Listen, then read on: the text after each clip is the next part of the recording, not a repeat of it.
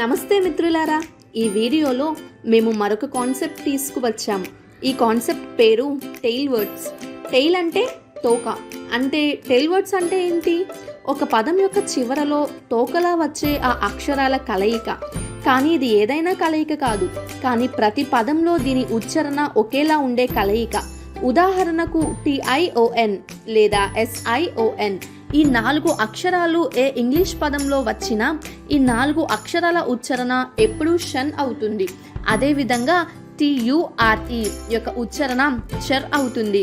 TIAL యొక్క ఉచ్చారణ షియల్ అవుతుంది. TIOUS యొక్క ఉచ్చారణ షియస్ అవుతుంది. MENT యొక్క ఉచ్చారణ మెంట్ అవుతుంది.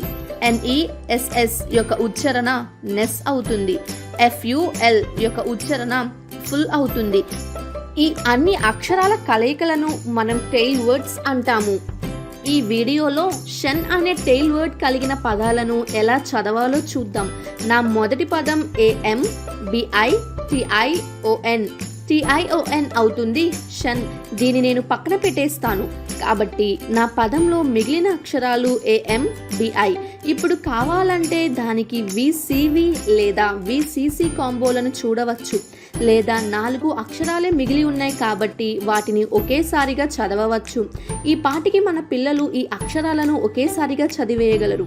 అయినా మనం ఈ అక్షరాలను VCV మరియు VCC పరీక్ష ద్వారా చూద్దాం. నా మిగిలిన అక్షరాలు AMBI. నా VC కాంబో AM. ఇందులో మరే VC కాంబో లేదు. BI అనేది VC కాంబో కాదు. ఒక VC కాంబో Vతో మొదలవ్వాలి. కాబట్టి AMBIలో నా VC కాంబో AM. దాని తర్వాత వచ్చింది B. కాబట్టి ఈ పదంలో నా కాంబినేషన్ VCC కాంబో. ఎప్పుడైతే VCC కాంబో వస్తుందో అప్పుడు C మరియు C మధ్య పదాన్ని విరవాలి. కాబట్టి నేను M మరియు B మధ్యలో పదాన్ని విరుస్తాను. ఇప్పుడు నా పదం AM మరియు BI Bగా ఈ విధంగా విభజించబడింది. ఇప్పుడు నేను వీటిని ఒకటిగా కలుపుతాను. AM AM BI B TION షన్ అంబిషన్. చెప్పే అప్పుడు పూర్తి విశ్వాసంతో చెప్పండి అంబిషన్. మరొక పదం చూద్దాం. CON TRA DI CTION. TION రావడం మంచిదయింది.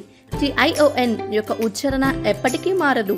TION షన్ అయ్యింది. దానిని పక్కన పెట్టేద్దాం. మిగిలిన పదం CON TRA DIC. Step 1, VC combo వెతకాలి. నా VC కాంబో ON. నా రెండవ VC కాంబో AD మరియు నా మూడవ VC కాంబో IC.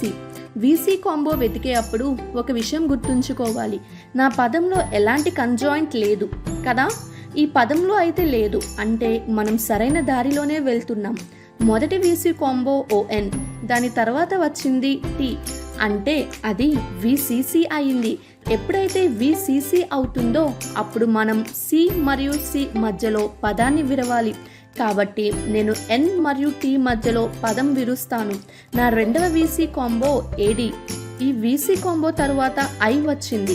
ఎప్పుడైతే VCV వస్తుందో అప్పుడు నేను V మరియు C మధ్యలో పదం విరవాలి. కాబట్టి నేను పదం A మరియు D మధ్యలో విరుస్తాను. నా మూడవ VC కాంబో IC. కానీ దాని తరువాత ఏమీ లేదు. TION షన్ అవుతుంది. అదొక టెయిల్ వర్డ్ కాబట్టి నేను దాన్ని అలాగే వదిలేస్తాను.